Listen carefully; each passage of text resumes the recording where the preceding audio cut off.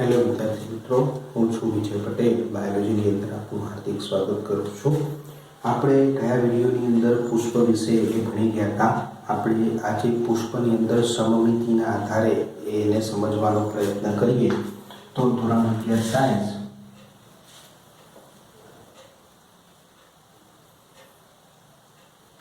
પ્રકરણ નંબર 5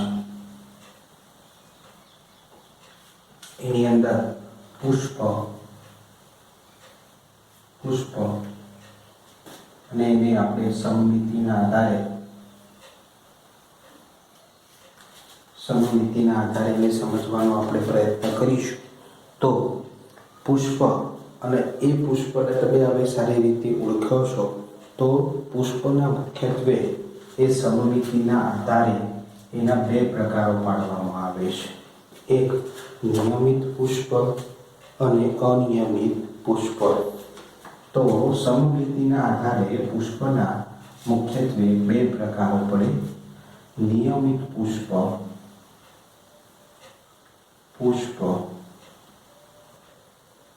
અનિયમિત પુષ્પ.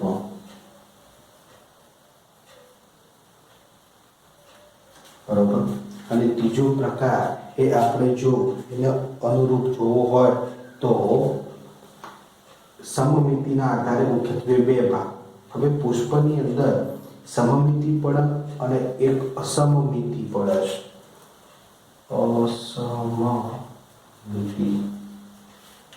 સમમિતિ અને અસમમિતિ. સમમિતિના બે પ્રકારો: નિયમિત પુષ્પ અને અનિયમિત પુષ્પ. અસમમિતિનો કોઈ પ્રકાર નથી, પણ એની આપણે વ્યાખ્યા આપીશું. બરોબર.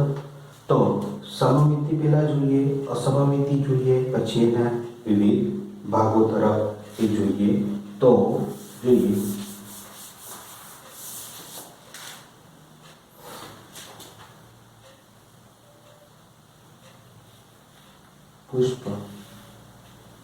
પુષ્પના મુખ્યત્વે બે પ્રકારો.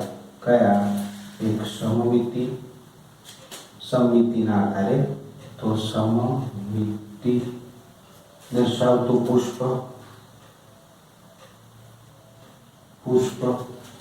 અને અસમમિતિ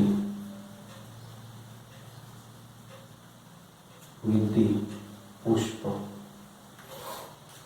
સમમિતિ પુષ્પની અંદર શું હોય છે? તો કોઈ પણ પુષ્પના એ સરખા ભાગોમાં એને વિભાજિત કરી શકાય.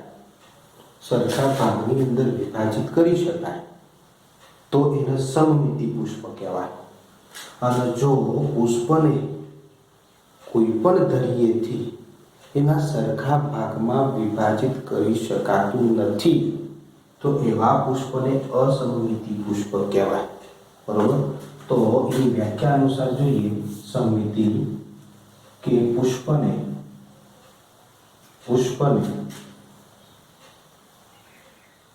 કોઈ પણ ટૂંકમાં પુષ્પને સરખા ભાગમાં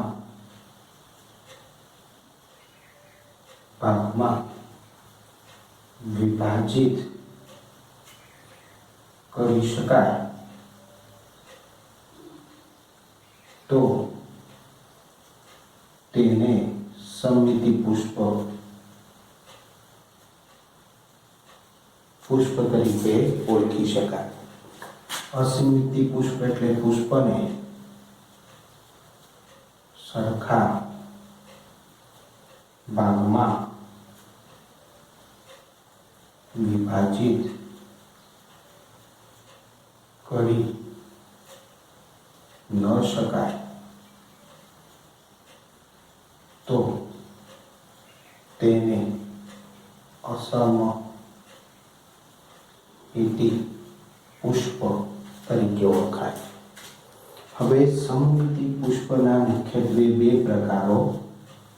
સમમિતિ પુષ્પના મુખ્યત્વે બે પ્રકારો પડે છે: એક નિયમિત પુષ્પ અને એક અનિયમિત પુષ્પ. પુષ્પ અને અનિયમિત પુષ્પ. બરોબર. असममिति पुष्पों तो कोईपण सरखा भाग करी शकाता नथी। उदाहरण स्वरूपे हूँ तमने आपी दऊं कि केला जेवी वनस्पतिओ एनी अंदर कोईपण पुष्पने बे सरखा भागोमां विभाजित करी शकाय नहीं। बरोबर। हवे आपणे सममिति जोईए। सममितिनी अंदर नियमित पुष्प अने अनियमित पुष्प ए साथेनो आपणे अभ्यास करीए।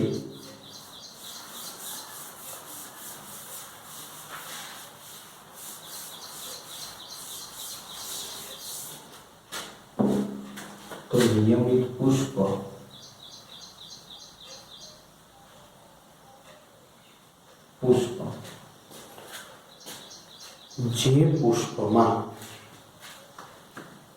जे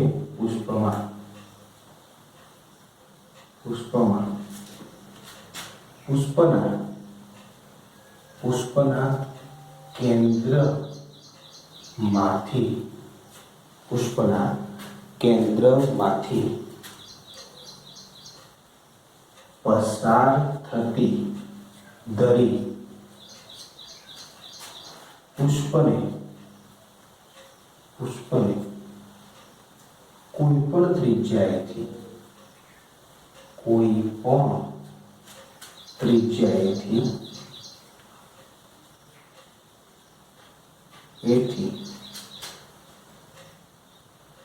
पुष्पना बे सरखा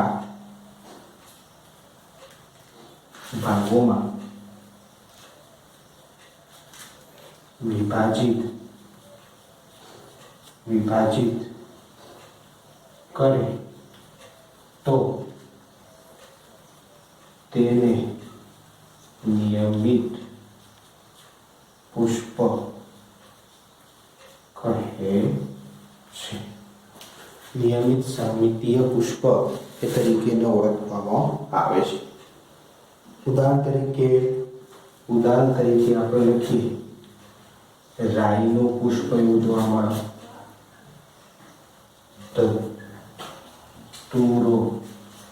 ધતુરાનું પુષ્પ એવું જોવા મળે, પછી મરચાના પુષ્પો એવા પ્રકારના જોવા મળે। તો રાઈ, ધતુરા અને મરચાના જે પુષ્પો છે એ પુષ્પોને તમે શું કહેશો? નિયમિત સમમિતીય પુષ્પ। એવું नियमित सममितीय पुष्प तरीके ओळखशो। केम कहीने कोईपण जरिएथी दाखला तरीके उदाहरण आपू।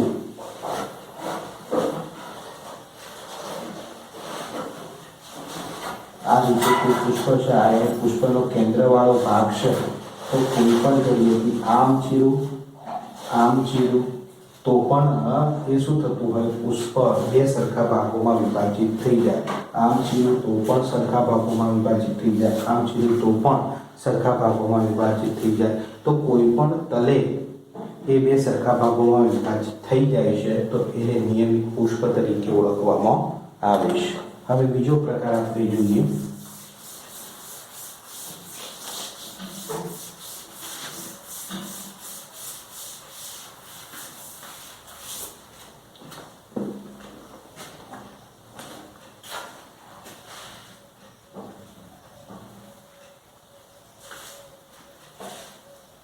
अनियमित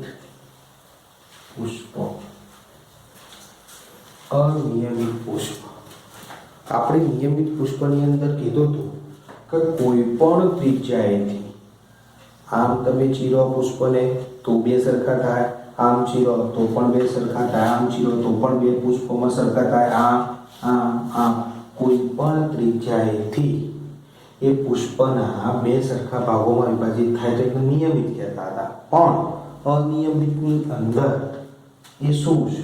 તો આ નિયમિત છે। હવે અનિયમિતની અંદર કોઈપણ એક જ તલે કોઈપણ એક જ ત્રિજ્યાએથી પુષ્પના બે ભાગોમાં જો વિભાજિત થાય તો એને અનિયમિત પુષ્પ કહેવાય। જો કોઈપણ એક જ તલેથી કે ત્રિજ્યાએથી પુષ્પના બે ભાગોમાં વિભાજિત થઈ શકે તો એને અનિયમિત પુષ્પ કહી શકાય। તો જોઈએ એની વ્યાખ્યા લખીએ।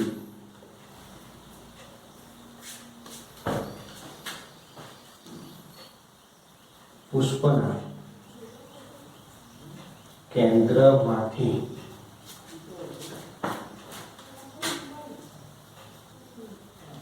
પસાર થતી ધરી કોઈ પણ એક જ ત્રિજ્યાથી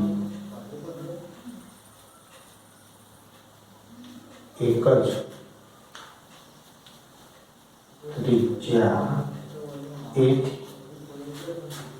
પુષ્પના બે ભાગોમાં વિભાજિત કરે તો તેને અનિયમિત પુષ્પ કહે છે. શું કહેવાય? અનિયમિત પુષ્પ તરીકે ઓળખવામાં આવે છે. ઉદાહરણ તરીકે વાલ, વટાણા જેવી વનસ્પતિઓ ખરી તો વાલ, વટાણા જેવી વનસ્પતિઓ, પછી બીજી એક વનસ્પતિ આવે છે કેસિયા, ગુલમહોર જેવી વનસ્પતિઓ, કેસિયા, ગુલમહોર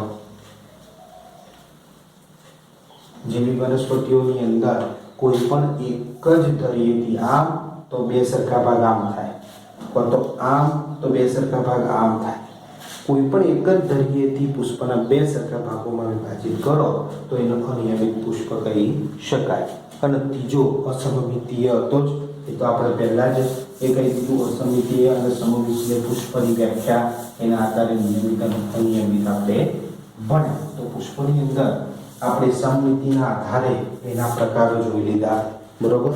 હવે એની અંદર એ આપણે એક વસ્તુ ઉમેરીએ, સમઅવયવી પુષ્પને સમઅવયવી પુષ્પ અને અસમઅવયવી અથવા તો વિષમ અવયવી પુષ્પ. તો પુષ્પનો એક વસ્તુ આપણે બીજી ઉમેરીએ કે સમઅવયવી પુષ્પ કોને કહેવાય, વિષમ અવયવી પુષ્પ કોને કહેવાય? તો સમઅવયવી પુષ્પ, વિષમ અવયવી પુષ્પ. સમઅવયવી એટલે પુષ્પની અંદર જે ભાગો ખરા, પુષ્પના ભાગો કયા? વજ્રપત્રો, દલપત્રો, પુકેસરો, સ્ત્રીકેસર. તો જે પુષ્પની અંદર પુષ્પની અંદર જોવા મળતા વિવિધ ભાગો જેવા કે વજ્રપત્રો, દલપત્રો, પુકેસરો, સ્ત્રીકેસર, તો આ ચક્રો સ્વરૂપે અથવા તો એની સંખ્યા સ્વરૂપે એ આ ભાગ પડે છે, બરોબર. તો પુષ્પની અંદર જોવા મળતા વજ્રપત્રોની સંખ્યા, દલપત્રોની સંખ્યા, પુકેસરોની સંખ્યા અને સ્ત્રીકેસરોની સંખ્યા, જો દરેકની સંખ્યા એ સમાન જોવા મળે તો એને તમે શું કહી શકો? સમઅવયવી પુષ્પ. અને જે પુષ્પની અંદર વજ્રપત્રોની સંખ્યા અલગ હોય, દલપત્રોની સંખ્યા અલગ હોય, પુકેસરોની સંખ્યા અલગ હોય, સ્ત્રીકેસરોની સંખ્યા અલગ હોય, તો દરેક ચક્રની સંખ્યા અલગ અલગ છે, તો એને વિષમ અવયવી પુષ્પ કહી શકાય. તો વ્યાખ્યા આપણે લખીએ કે પુષ્પમાં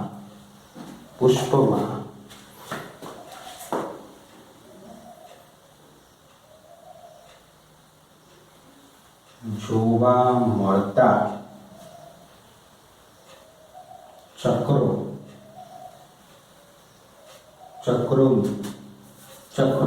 જેવા કે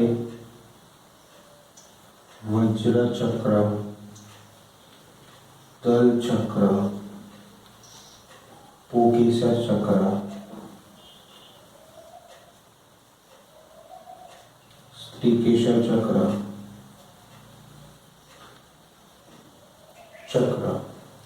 તો પુષ્પમાં જોવા મળતા ચક્રો વજ્ર ચક્ર, દલ ચક્ર, પુકેસર ચક્ર, સ્ત્રીકેસરની સંખ્યા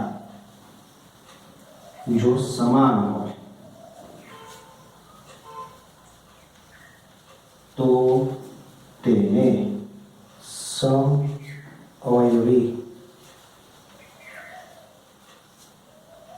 પુષ્પ તરીકે ઓળખવામાં આવે છે. એના અનુસંધાનમાં વિષમ અવયવી પુષ્પ, તો પુષ્પમાં જોવા મળતા ચક્રો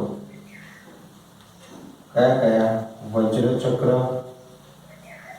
દલ ચક્ર, પુંકેસર ચક્ર,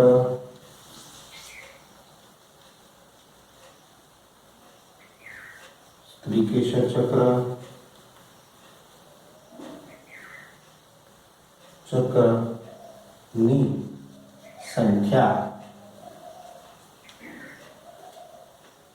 સમાન ન હોય તો તેને વિષમ અવયવી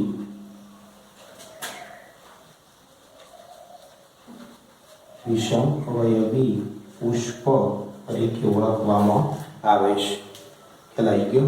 સંખ્યાના આધારે તો સરખા તો સમઅવયવી, જો સરખા ન હોય તો એને વિષમ અવયવી કહેવામાં આવે છે. હવે સમઅવયવી હોય તો દાખલા તરીકે એના પણ પેટા પ્રકારો આપણે પાડવા હોય તો પાડી શકાય. સમઅવયવી પુષ્પના ઘણા બધા પેટા પ્રકારો તમે પાડી શકો છો. દાખલા તરીકે કોઈ પુષ્પનું ઝુમકું છે, એની અંદર 2 વજ્રપત્રો જોવા મળે, 2 દલપત્રો જોવા મળે, 2 પુંકેસરો જોવા મળે અને 2 સ્ત્રીકેસર. તો વજ્રપત્રો, દલચક્ર, પુંકેસર ચક્ર, સ્ત્રીકેસર બધાની અંદર કેટલી છે સંખ્યા? 2 છે. તો એને શું કહેશો? દ્વિઅવયવી પુષ્પ. કેવું? દ્વિઅવયવી પુષ્પ. દ્વિઅવયવી પુષ્પ કહેવાય કે જેમાં વજ્રપત્રો, દળપત્રો, પુંકેસર, સ્ત્રીકેસરની સંખ્યા 2 હોય. હવે 3 હોય તો ત્રિઅવયવી પુષ્પ, 4 હોય તો ચતુર્થ અવયવી પુષ્પ, 5 હોય તો પંચાઅવયવી પુષ્પ. તો સમઅવયવી પુષ્પની સંખ્યાના આધારે દ્વિ, ત્રિ, ચતુર્થ, પંચા એમ એ અલગ અલગ અવયવી પુષ્પ તમે પાડી શકો. પણ સમાન શું રાખવાનું? વજ્રપત્રોની સંખ્યા, દળપત્રો, પુંકેસર અને સ્ત્રીકેસર એની સંખ્યા સમાન હોવી જરૂરી છે. ક્લિયર? અને વિષમ અવયવી પુષ્પની અંદર તો સંખ્યા સમાન હોય જ નહીં, તો એને એક જ ના વિષમ અવયવી પુષ્પ કહેવાય. એના પેટા પ્રકારો એ પડતા નથી. ઓકે, બીજું એક ટોપિક આવે છે પુષ્પના સંદર્ભમાં. બીજો એક ટોપિક આવે છે પુષ્પના સંદર્ભમાં, નિપત્રીય પુષ્પ અને અનિપત્રીય પુષ્પ. શું કહેવાય? પુષ્પના સંદર્ભમાં એક બીજો ટોપિક આવે છે નિપત્રી અને અનિપત્રી પુષ્પ. તો નિપત્રી પુષ્પ અને અનિપત્રી પુષ્પ એને તમે શું કહીશો? એકના ઉપરથી બીજું હું લઉં, તમને જો યાદ હોય તો